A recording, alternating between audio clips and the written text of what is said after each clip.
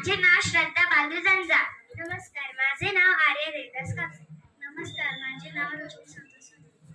ही आता आम्ही चौथीची मुले तुमच्या समोर एक गीत सादर करणार आहे. गाण्याचे बोल आहेत, आई माझी मायेचे सागर. ते तुम्ही शांत चित्ताने ऐका अशी माझी नम्र विनंती. आई